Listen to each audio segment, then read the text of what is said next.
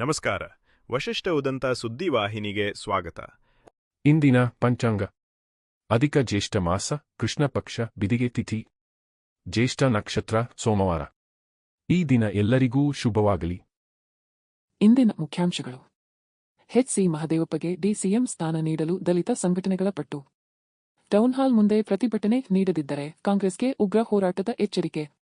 ರಾಜ್ಯಪಾಲರ ಸಂಚಾರಕ್ಕಾಗಿ ಜಾರಿಗೆ ತಂದಿದ್ದ ಜೀರೋ ಟ್ರಾಫಿಕ್ ವ್ಯವಸ್ಥೆ ವಿರುದ್ಧ ಸಾರ್ವಜನಿಕರ ಆಕ್ರೋಶ. ರಸ್ತೆ ತಡೆದು ಗರ್ಭಿಣಿ ಮಹಿಳೆಯ ಪತಿಯ ಪ್ರತಿಭಟನೆ. ಡಿಕೆಶಿ ಸಿದ್ದು ದೆಹಲಿಗೆ ದೌಡು. ಸಚಿವ ಸ್ಥಾನಗಳ ಲೆಕ್ಕಾಚಾರ ಶುರು. ಹೈಕಮಾಂಡ್ ಅಂಗಳದಲ್ಲಿ ಸಚಿವ ಸಂಪುಟ ಚರ್ಚೆ, ಯಾರಿಗೆ ಒಲಿಯಲಿದೆ ಮಂತ್ರಿಗಿರಿ? ಈಗ ಮೈಸೂರಿನ ಪ್ರಮುಖ ಸುದ್ದಿಗಳು. ದರ್ಶನ್ ಧ್ರುವನಾರಾಯಣ್ಗೆ ಸಚಿವ ಸ್ಥಾನಕ್ಕಾಗಿ ವಿಶೇಷ ಪೂಜೆ. ಮೈಸೂರು ಜಿಲ್ಲೆಯ ನಂಜನಗೂಡಿನ ಪ್ರಸಿದ್ಧ ಶ್ರೀ ನಂಜುಂಡೇಶ್ವರ ದೇವಾಲಯದಲ್ಲಿ ಶಾಸಕ ದರ್ಶನ್ ಧ್ರುವನಾರಾಯಣ್ ಅವರಿಗೆ ಸಚಿವ ಸ್ಥಾನ ಲಭಿಸಲೆಂದು ಅಭಿಮಾನಿಗಳು ಹಾಗೂ ಕಾಂಗ್ರೆಸ್ ಕಾರ್ಯಕರ್ತರು ವಿಶೇಷ ಪೂಜೆ ಸಲ್ಲಿಸಿದರು. ನಂಜುಂಡೇಶ್ವರ ಸ್ವಾಮಿ ಮತ್ತು ಪಾರ್ವತಿ ಅಮ್ಮನವರಿಗೆ ಮಹಾರುದ್ರಾಭಿಷೇಕ, ಸಹಸ್ರ ಬಿಲ್ವಾರ್ಚನೆ ಸೇರಿದಂತೆ ವಿವಿಧ ಧಾರ್ಮಿಕ ವಿಧಿವಿಧಾನಗಳನ್ನು ನೆರವೇರಿಸಲಾಯಿತು. ಕಾರ್ಯಕ್ರಮದಲ್ಲಿ ನೂರಾರು ಅಭಿಮಾನಿಗಳು, ಮುಖಂಡರು ಹಾಗೂ ಕಾರ್ಯಕರ್ತರು ಭಾಗವಹಿಸಿ ದರ್ಶನ್ ಧ್ರುವನಾರಾಯಣ್ ಅವರ ರಾಜಕೀಯ ಬೆಳವಣಿಗೆ ಹಾಗೂ ಜನಸೇವೆಗೆ ಮತ್ತಷ್ಟು ಅವಕಾಶ ದೊರೆಯಲಿ ಎಂದು ಪ್ರಾರ್ಥಿಸಿದರು. ಮಾಜಿ ಶಾಸಕ ಕಳಲೆ ಕೇಶವಮೂರ್ತಿ, ಕುರಹಟ್ಟಿ ಮಹೇಶ್, ಬದನವಾಳು ಸೋಮಶೇಖರ್ ಸೇರಿದಂತೆ ಹಲವಾರು ಮುಖಂಡರು ಪೂಜೆಯಲ್ಲಿ ಪಾಲ್ಗೊಂಡರು. ರಾಜ್ಯ ಸಚಿವ ಸಂಪುಟ ವಿಸ್ತರಣೆ ಕುರಿತು ಚರ್ಚೆಗಳು ನಡೆಯುತ್ತಿರುವ ನಡುವೆಯೇ ಈ ವಿಶೇಷ ಪೂಜೆ ಗಮನ ಸೆಳೆದಿದ್ದು, ದರ್ಶನ್ ಧ್ರುವನಾರಾಯಣ್ ಅವರಿಗೆ ಸಚಿವ ಸ್ಥಾನ ಸಿಗುವ ವಿಶ್ವಾಸವನ್ನು ಬೆಂಬಲಿಗರು ವ್ಯಕ್ತಪಡಿಸಿದರು.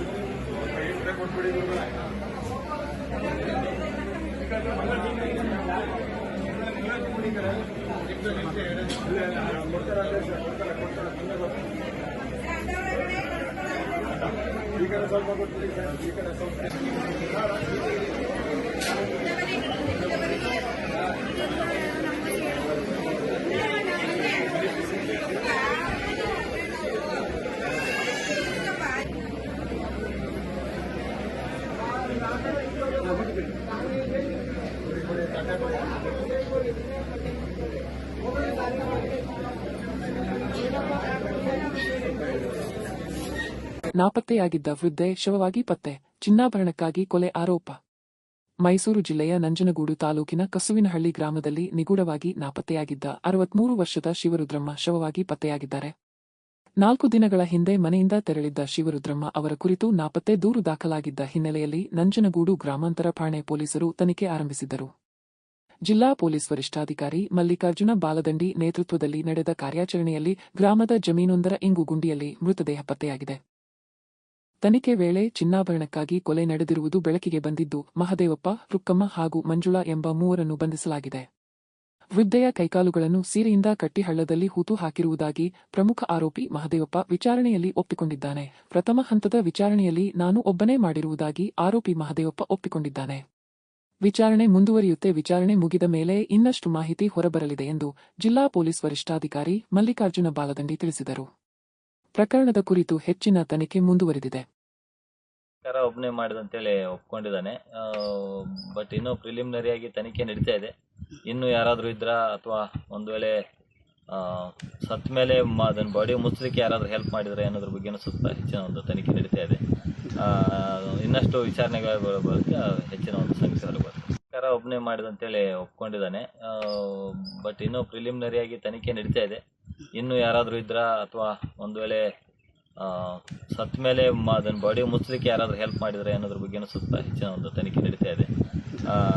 ಇನ್ನಷ್ಟು ವಿಚಾರಣೆಗಳ ಬಳಿಕ ಹೆಚ್ಚಿನ ಒಂದು ಸಂಖ್ಯೆ ಹೊರಬರುತ್ತೆ. ಠಾಣೆ ಇನ್ಸ್ಪೆಕ್ಟರ್ ಮತ್ತು ಅವರ ಕ್ರೈಮ್ ಸಿಬ್ಬಂದಿಗಳು ಸತತವಾಗಿ ಕಳೆದ 4-5 ದಿನಗಳಿಂದ ಪ್ರಯತ್ನ ಮಾಡಿದರು. ಈ ಒಂದು ಸ್ಪಾಟ್ಗೆ ಬಂದಿದ್ದರು. ಅರಣ್ಯ ಇಲಾಖೆ ಅಧಿಕಾರಿಗಳೊಂದಿಗೆ ಸಹಿತ ಸಂಪರ್ಕ ಸಾಧಿಸಿ ಚಿರತೆ ಏನಾದರೂ ಈ ಕಡೆ ಬಂದು ಮೂಮೆಂಟ್ ಇದೆಯಾ ಅಂತ ಹೇಳಿ ಅದನ್ನು ಸುತ್ತಮುತ್ತ ಜನರ ಕಡೆಯಿಂದ ಸಹಿತ ಸಾಕಷ್ಟು ಮಾಹಿತಿಯನ್ನು ಪಡೆದುಕೊಂಡಿದ್ರು. ಸೊ ಫೈನಲ್ ಆಗಿ ಇವತ್ತು ಒಂದು ಖಚಿತ ಒಂದು ಮಾಹಿತಿಯನ್ನು ಆಧರಿಸಿ ಇವತ್ತು ಮುಂದಕ್ಕೆ ತನಿಖೆ ನಡೀತಾ ಇದೆ. ಎಚ್.ಸಿ. ಮಹದೇವಪ್ಪರಿಗೆ ಡಿ.ಸಿ.ಎಂ ಸ್ಥಾನ ನೀಡಲು ಆಗ್ರಹ. ಮೈಸೂರಿನ ಟೌನ್ ಹಾಲ್ ಮುಂಭಾಗ ದಲಿತ ಸಂಘಟನೆಗಳು ಹಾಗೂ ಬೆಂಬಲಿಗರು ಪ್ರತಿಭಟನೆ ನಡೆಸಿ ಸಚಿವ ಎಚ್.ಸಿ. ಮಹದೇವಪ್ಪ ಅವರಿಗೆ ಉಪಮುಖ್ಯಮಂತ್ರಿ ಸ್ಥಾನ ನೀಡುವಂತೆ ಆಗ್ರಹಿಸಿದರು. ಡಿಸಿಎಂ ಸ್ಥಾನ ನೀಡದಿದ್ದರೆ ಉಗ್ರ ಹೋರಾಟ ನಡೆಸುವುದಾಗಿ ಕಾಂಗ್ರೆಸ್ ಪಕ್ಷಕ್ಕೆ ಎಚ್ಚರಿಕೆ ನೀಡಿದರು. ಈ ವೇಳೆ ಮಾತನಾಡಿದ ಮಾಜಿ ಮೇಯರ್ ಪುರುಷೋತ್ತಮ್ ಎಚ್.ಸಿ. ಮಹದೇವಪ್ಪ ಅವರು ದಲಿತ ಸಮುದಾಯದ ಪರ ನಿರಂತರ ಹೋರಾಟ ನಡೆಸಿದ ಹಿರಿಯ ನಾಯಕರು ಎಂದು ಹೇಳಿದರು. ಮೈಸೂರು ಭಾಗದ ದಲಿತರ ಗಟ್ಟಿ ಧ್ವನಿಯಾಗಿರುವ ಮಹದೇವಪ್ಪ ಅವರಿಗೆ ಡಿಸಿಎಂ ಸ್ಥಾನ ನೀಡಬೇಕು ಎಂದು ಒತ್ತಾಯಿಸಿದರು. ಪ್ರತಿಭಟನೆಯಲ್ಲಿ ಹಲವು ದಲಿತ ಮುಖಂಡರು, ಕಾರ್ಯಕರ್ತರು ಹಾಗೂ ಬೆಂಬಲಿಗರು ಭಾಗವಹಿಸಿ ಸರ್ಕಾರದ ಗಮನ ಸೆಳೆಯಲು ಪ್ರಯತ್ನಿಸಿದರು.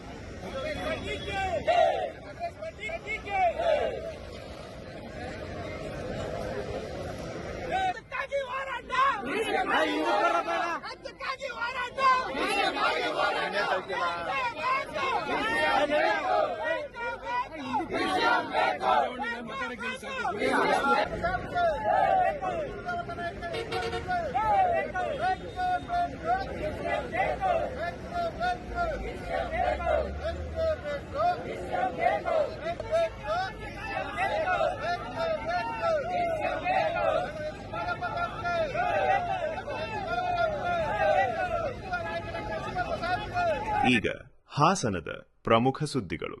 ಆರ್ಸಿಬಿ ಗೆಲುವಿನ ಸಂಭ್ರಮ, ಅಭಿಮಾನಿಗಳ ಮೇಲೆ ಲಾಠಿಚಾರ್ಜ್. ಹಾಸನದಲ್ಲಿ ಆರ್ಸಿಬಿ ತಂಡದ ಐಪಿಎಲ್ ಗೆಲುವಿನ ಸಂಭ್ರಮಾಚರಣೆ ವೇಳೆ ಕೆಲವೆಡೆ ಅಭಿಮಾನಿಗಳ ಹುಚ್ಚಾಟ. ಪರಿಸ್ಥಿತಿ ನಿಯಂತ್ರಣಗೊಳಿಸಲು ಪೊಲೀಸರು ಲಘು ಲಾಠಿಚಾರ್ಜ್ ನಡೆಸಿದ ಘಟನೆ ನಡೆದಿದೆ. ಐಪಿಎಲ್ ಫೈನಲ್ ಪಂದ್ಯದಲ್ಲಿ ಆರ್ಸಿಬಿ ತಂಡ ಜಿಟಿ ವಿರುದ್ಧ ಜಯ ಸಾಧಿಸಿ ಪ್ರಶಸ್ತಿ ಗೆದ್ದ ಹಿನ್ನೆಲೆಯಲ್ಲಿ ಸಾವಿರಾರು ಅಭಿಮಾನಿಗಳು ಬೀದಿಗಿಳಿದು ಸಂಭ್ರಮಿಸಿದರು. ಪಟಾಕಿ ಸಿಡಿಸಿ, ಘೋಷಣೆ ಕೂಗಿ ವಿಜಯೋತ್ಸವ ಆಚರಿಸಿದ ಅಭಿಮಾನಿಗಳಿಂದ ಕೆಲವೆಡೆ ಸಂಚಾರ ಅಸ್ತವ್ಯಸ್ತಗೊಂಡಿತು. ಪರಿಸ್ಥಿತಿಯನ್ನು ನಿಯಂತ್ರಿಸಲು ಪೊಲೀಸರು ಮಧ್ಯಪ್ರವೇಶಿಸಿದರು. ಈ ವೇಳೆ ಅಭಿಮಾನಿಗಳು ಉದ್ದಟತನ ಪ್ರದರ್ಶಿಸಿದ್ದು ಜನರನ್ನು ಚದುರಿಸಲು ಲಘು ಲಾಠಿಚಾರ್ಜ್ ನಡೆಸಲಾಗಿದೆ ಎಂದು ತಿಳಿದುಬಂದಿದೆ. ಘಟನೆಯಿಂದ ಕೆಲಕಾಲ ಸ್ಥಳದಲ್ಲಿ ಉದ್ವಿಗ್ನ ವಾತಾವರಣ ನಿರ್ಮಾಣವಾಗಿತ್ತು.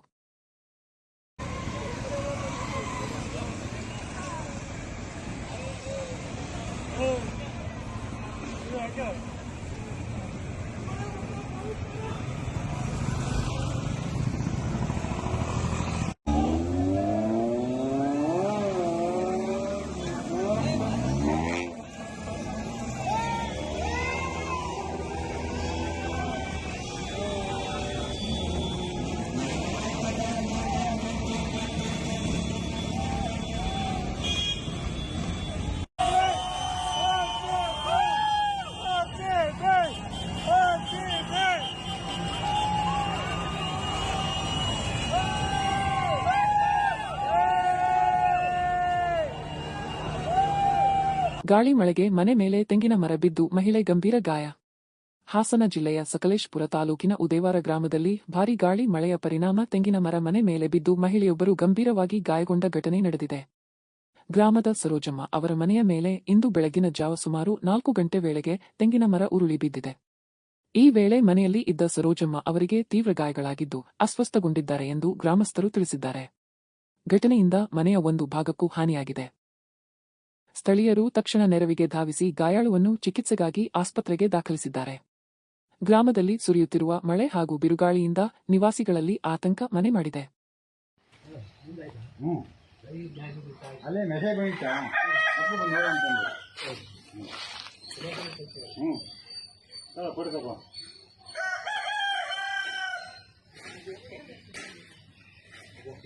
ಈಗ ಚಿಕ್ಕಮಗಳೂರಿನ ಪ್ರಮುಖ ಸುದ್ದಿಗಳು.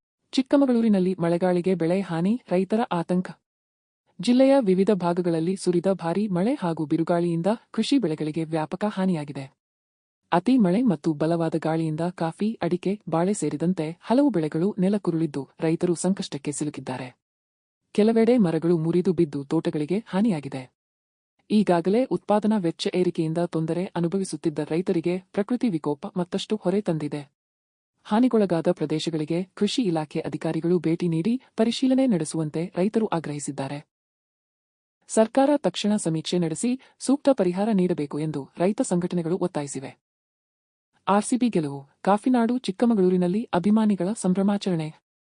ಐಪಿಎಲ್ನಲ್ಲಿ ಆರ್ಸಿಬಿ ತಂಡ ಸತತವಾಗಿ 2ನೇ ಬಾರಿಗೆ ಚಾಂಪಿಯನ್ ಪಟ್ಟ ಅಲಂಕರಿಸಿದ ಹಿನ್ನೆಲೆ ಚಿಕ್ಕಮಗಳೂರಿನಲ್ಲಿ ಅಭಿಮಾನಿಗಳು ಭರ್ಜರಿ ಸಂಭ್ರಮಾಚರಣೆ ನಡೆಸಿದರು. ತಂಡದ ಐತಿಹಾಸಿಕ ಗೆಲುವನ್ನು ಸಂಭ್ರಮಿಸಲು ಯುವಕರು ಹಾಗೂ ಕ್ರಿಕೆಟ್ ಅಭಿಮಾನಿಗಳು ಬೀದಿಗಿಳಿದು ಪಟಾಕಿ ಸಿಡಿಸಿ ಸಿಹಿ ಹಂಚಿ ವಿಜಯೋತ್ಸವ ಆಚರಿಸಿದರು. ನಗರದ ಪ್ರಮುಖ ವೃತ್ತಗಳಲ್ಲಿ ಆರ್ಸಿಬಿ ಧ್ವಜ ಹಿಡಿದು ಘೋಷಣೆಗಳನ್ನು ಕೂಗಿದ ಅಭಿಮಾನಿಗಳು ತಂಡದ ಆಟಗಾರರಿಗೆ ಅಭಿನಂದನೆ ಸಲ್ಲಿಸಿದರು. ರಾತ್ರಿ ತಡವರೆಗೂ ಸಂಭ್ರಮಾಚರಣೆ ಮುಂದುವರೆದಿದ್ದು ಎಲ್ಲೆಡೆ ಹಬ್ಬದ ವಾತಾವರಣ ನಿರ್ಮಾಣವಾಗಿತ್ತು. ಆರ್ಸಿಬಿ ಗೆಲುವು ಕಾಫಿನಾಡಿನ ಕ್ರಿಕೆಟ್ ಪ್ರೇಮಿಗಳಲ್ಲಿ ಹೊಸ ಉತ್ಸಾಹ ಮೂಡಿಸಿದೆ. ಟಿ.ಡಿ. ರಾಜೇಗೌಡರಿಗೆ ಸಚಿವ ಸ್ಥಾನ ನೀಡುವಂತೆ ಪಟ್ಟು. ಚಿಕ್ಕಮಗಳೂರು ಜಿಲ್ಲೆಯ ಶೃಂಗೇರಿ ಕ್ಷೇತ್ರದ ಶಾಸಕ ಟಿ.ಡಿ. ರಾಜೇಗೌಡರಿಗೆ ಸಚಿವ ಸ್ಥಾನ ನೀಡುವಂತೆ ಕಾಂಗ್ರೆಸ್ ಕಾರ್ಯಕರ್ತರು ಹಾಗೂ ಬೆಂಬಲಿಗರು ಆಗ್ರಹಿಸಿದ್ದಾರೆ. ಶೃಂಗೇರಿ ಕ್ಷೇತ್ರದಿಂದ 2 ಬಾರಿ ಗೆಲುವು ಸಾಧಿಸಿರುವ ರಾಜೇಗೌಡರು ಅನುಭವಿ ಹಾಗೂ ಸಜ್ಜನ ರಾಜಕಾರಣಿ ಎಂದು ಅಭಿಪ್ರಾಯಪಟ್ಟಿದ್ದಾರೆ. ಜಿಲ್ಲೆಯಲ್ಲಿನ ಕಾಡುಪ್ರಾಣಿ ಮಾನವ ಸಂಘರ್ಷ, ಆನೆ ಹಾಗೂ ಕಾಡುಕೋಣಗಳ ಹಾವಳಿ, ಎಲೆಚುಕ್ಕೆ ರೋಗ ಸೇರಿದಂತೆ ಹಲವು ಸಮಸ್ಯೆಗಳ ಪರಿಹಾರಕ್ಕೆ ರಾಜೇಗೌಡರಿಗೆ ಅರಣ್ಯ ಖಾತೆ ನೀಡಬೇಕು ಎಂದು ಒತ್ತಾಯಿಸಿದರು. ಚಿಕ್ಕಮಗಳೂರು ಜಿಲ್ಲೆಯಲ್ಲಿ ಕಾಂಗ್ರೆಸ್ ಎಲ್ಲ 5 ಕ್ಷೇತ್ರಗಳಲ್ಲಿ ಗೆಲುವು ಸಾಧಿಸಿರುವ ಹಿನ್ನೆಲೆ ಈ ಬಾರಿ ಜಿಲ್ಲೆಗೆ ಸಚಿವ ಸ್ಥಾನ ದೊರಕಲೇಬೇಕು ಎಂದು ಆಗ್ರಹಿಸಿದರು. ರಾಜೇಗೌಡರನ್ನು ಸಚಿವರನ್ನಾಗಿ ಮಾಡಿ ಜಿಲ್ಲಾ ಉಸ್ತುವಾರಿ ಜವಾಬ್ದಾರಿಯನ್ನು ನೀಡಿದರೆ ಜಿಲ್ಲೆಯ ಅಭಿವೃದ್ಧಿಗೆ ಹೆಚ್ಚಿನ ಅನುಕೂಲವಾಗಲಿದೆ ಎಂದು ಬೆಂಬಲಿಗರು ಅಭಿಪ್ರಾಯಪಟ್ಟಿದ್ದಾರೆ.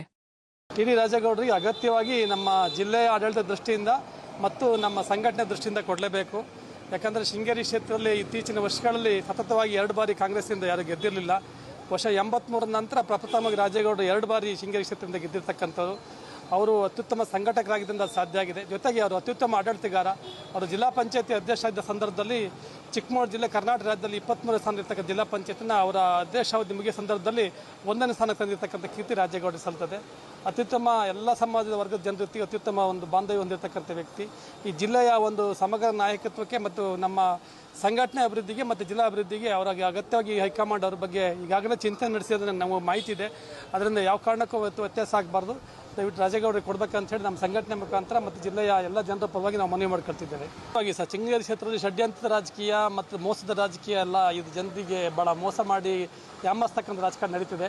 ಈ ಹಿನ್ನೆಲೆ ರಾಜೇಗೌಡರಂಥ ನಾಯಕರಿಗೆ ಒಂದು ಸಚಿವ ಸ್ಥಾನ ಕೊಡೋದ್ರ ಮುಖ ಶಕ್ತಿ ತುಂಬಿದ್ರೆ ಅದು ಸಮಾಜಕ್ಕೆ ಮತ್ತು ಶೃಂಗೇರಿ ಕ್ಷೇತ್ರದ ಅಭಿವೃದ್ಧಿಗೆ, ಜಿಲ್ಲೆಯ ಅಭಿವೃದ್ಧಿಗೆ ಭಾಳ ದೊಡ್ಡ ಪ್ರಮುಖ ಪಾತ್ರ ವಹಿಸಿದೆ. ಹಾಗಾಗಿ ಹೈಕಮಾಂಡ್ ಯಾವುದೇ ರೀತಿ ಯೋಚನೆ ಮಾಡ್ದೇ ಮುಖ್ಯಮಂತ್ರಿಗಳು ಶೃಂಗೇರಿ ಕ್ಷೇತ್ರಕ್ಕೆ ಕೊಡ್ತಕ್ಕಂಥ ಮತ್ತು ರಾಜೇಗೌಡರಿಗೆ ಸಚಿವ ಸ್ಥಾನ ಕೊಟ್ಟು ಉಸ್ತುವಾರಿ ಮಂತ್ರಿ ಮಾಡ್ತಕ್ಕಂಥ ಅಗತ್ಯ ಭಾಳಷ್ಟಿದೆ. ಅದನ್ನು ಪಕ್ಷ ಗಂಭೀರವಾಗಿ ಪರಿಗಣಿಸಬೇಕಂತ ಎಲ್ಲ ಕಾರ್ಯಕರ್ತರ ಪರವಾಗಿ ನಾವು ಮನವಿ ಮಾಡ್ಕೊಳ್ತಿದ್ದೇವೆ. ಹೌದು ಸರ್, ಅದು ಜಿಲ್ಲೆಯಲ್ಲಿ ಸತತವಾಗಿ 2ನೇ ಬಾರಿ ಗೆದ್ದಂತಕ್ಕಂಥ ನಮ್ಮ ಶಾಸಕರಲ್ಲಿ ಈಗ ರಾಜೇಗೌಡರು ಇದ್ದಾರೆ.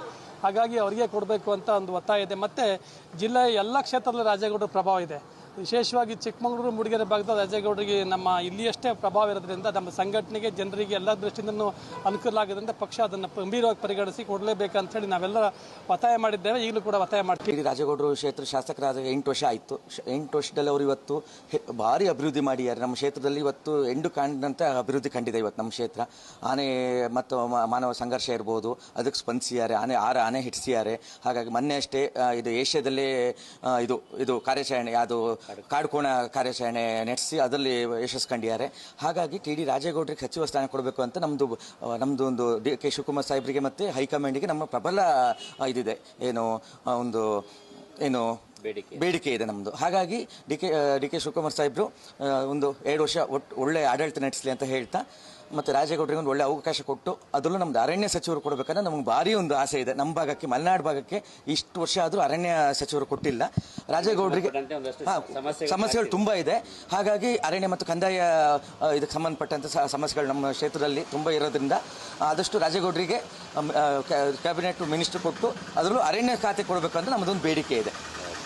ಅಂದ್ರೆ ಈ ಭಾಗ ಜನರಿಗೆ ಮತ್ತಷ್ಟು ಹೆಲ್ಪ್ ಆಗುತ್ತೆ, ಸಹಕಾರಿ ಆಗುತ್ತೆ. ಹೌದು, 100% ಸಹಕಾರಿ ಆಗುತ್ತೆ. ಯಾಕಂದ್ರೆ ಇವತ್ತು ಅರಣ್ಯ ಮತ್ತು ಕಂದಾಯ ಸಮಸ್ಯೆಗಳನ್ನ ರಾಜೇಗೌಡರು ಅದನ್ನ ಸಮರ್ಥವಾಗಿ ನಿಭಾಯಿಸ್ತಾರೆ, ಖಾತೆ ಕೊಟ್ಟರೆ, ಅರಣ್ಯ ಖಾತೆ ಕೊಟ್ಟರೆ.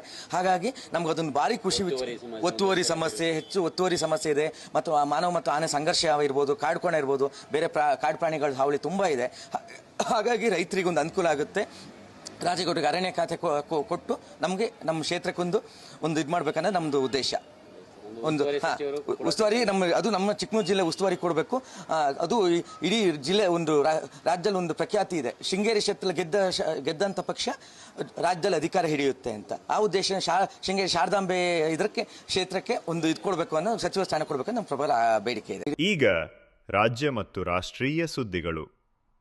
ಜೀರೋ ಟ್ರಾಫಿಕ್ಗೆ ಆಕ್ರೋಶ, ರಸ್ತೆ ತಡೆದು ಗರ್ಭಿಣಿ ಮಹಿಳೆಯ ಪತಿಯ ಪ್ರತಿಭಟನೆ. ಬೆಂಗಳೂರು ನಗರದ HAL ವರ್ಲ್ಡ್ ಏರ್ಪೋರ್ಟ್ ರಸ್ತೆಯಲ್ಲಿ ರಾಜ್ಯಪಾಲರ ಸಂಚಾರಕ್ಕಾಗಿ ಜಾರಿಗೆ ತಂದಿದ್ದ ಜೀರೋ ಟ್ರಾಫಿಕ್ ವ್ಯವಸ್ಥೆ ಸಾರ್ವಜನಿಕರ ಆಕ್ರೋಶಕ್ಕೆ ಕಾರಣವಾಯಿತು. ಸುಮಾರು 30 ನಿಮಿಷಗಳ ಕಾಲ ವಾಹನ ಸಂಚಾರ ಸ್ಥಗಿತಗೊಂಡ ಪರಿಣಾಮ ತುರ್ತು ಅಗತ್ಯವಿದ್ದ ಪ್ರಯಾಣಿಕರು ತೀವ್ರ ತೊಂದರೆ ಅನುಭವಿಸಿದರು. ಈ ವೇಳೆ ಗರ್ಭಿಣಿ ಪತ್ನಿಯನ್ನು ಆಸ್ಪತ್ರೆಗೆ ಕರೆದೊಯ್ಯುತ್ತಿದ್ದ ವ್ಯಕ್ತಿಯೊಬ್ಬ ರಸ್ತೆ ಮಧ್ಯೆಯೇ ಪ್ರತಿಭಟನೆ ನಡೆಸಿ ಅಸಮಾಧಾನ ವ್ಯಕ್ತಪಡಿಸಿದರು. ಸಾರ್ವಜನಿಕರ ಜೀವಕ್ಕಿಂತ ವಿಐಪಿ ಸಂಚಾರಕ್ಕೆ ಹೆಚ್ಚಿನ ಆದ್ಯತೆ ನೀಡಲಾಗುತ್ತಿದೆ ಎಂದು ಅವರು ಪ್ರಶ್ನಿಸಿದರು. ಪರಿಸ್ಥಿತಿ ಉದ್ವಿಗ್ನವಾಗುತ್ತಿದ್ದಂತೆ ಸಂಚಾರಿ ಪೊಲೀಸರು ಮಧ್ಯಪ್ರವೇಶಿಸಿ ವ್ಯಕ್ತಿಯನ್ನು ಸಮಾಧಾನಪಡಿಸಿದರು. ಘಟನೆ ಬಳಿಕ ವಿಐಪಿ ಭದ್ರತೆಯ ಹೆಸರಿನಲ್ಲಿ ಸಾರ್ವಜನಿಕರಿಗೆ ಆಗುತ್ತಿರುವ ತೊಂದರೆ ಕುರಿತು ಸಾಮಾಜಿಕ ಜಾಲತಾಣಗಳಲ್ಲಿ ವ್ಯಾಪಕ ಚರ್ಚೆ ಆರಂಭವಾಗಿದೆ. ಬೇರೆ ಕೆಲಸ ಮಾಡ್ಬೇಕಾ? ನಮ್ಮ ವೈಫ್ ಪ್ರೆಗ್ನೆಂಟ್ ಇದೆ. ನಮ್ಮ ವೈಫ್ ಪ್ರೆಗ್ನೆಂಟ್ ಇದೆ. ನಮ್ಮ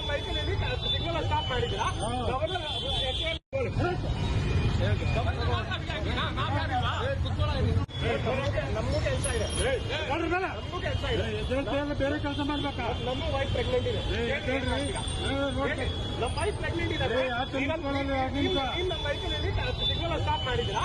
ಗವರ್ನರ್ ಎಕೆಯಿಂದ ಆಚರಣೆ ಬಂದಿಲ್ಲ. ಇಲ್ಲೇ ಸಿಗ್ನಲ್ ಇದೆ. ಅದು ನಂಗೆ ಗೊತ್ತಿಲ್ಲ. ಗವರ್ನರ್ ಮಾತಾಡಿ ನಮ್ಗೆ ನಾವು ಯಾರಿಲ್ಲ. ನೀನು ಹೇಳ್ತೀನ